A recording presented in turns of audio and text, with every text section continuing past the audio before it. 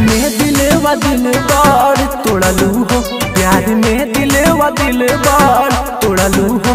जानी सोची हाथी माहौर खा जाई, जोर तोरा माई के भुला जाई, दोसरा के भीड़ बना जाई, जोर तोरा माई के भुला जाई।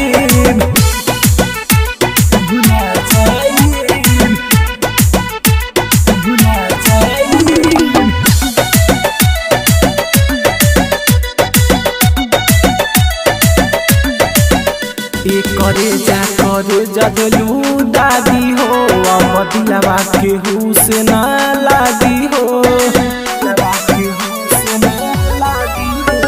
करे जा दिलू दादी हो, अब दिलवा के हुस न लागी हो।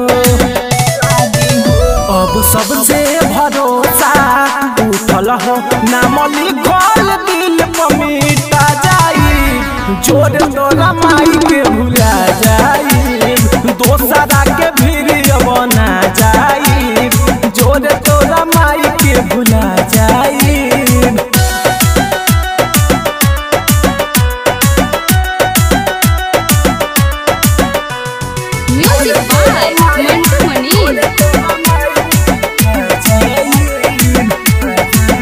झूठा प्यार हमारा से तू कैलू हो, जान राइटर संतोष के रोइलू हो।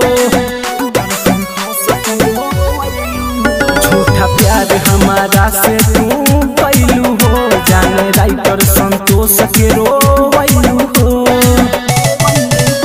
आज भुअर के पाई छोड़ गईलू, जानी सोची है कि पीछे आ जाई, जोर तोरा माई के भुला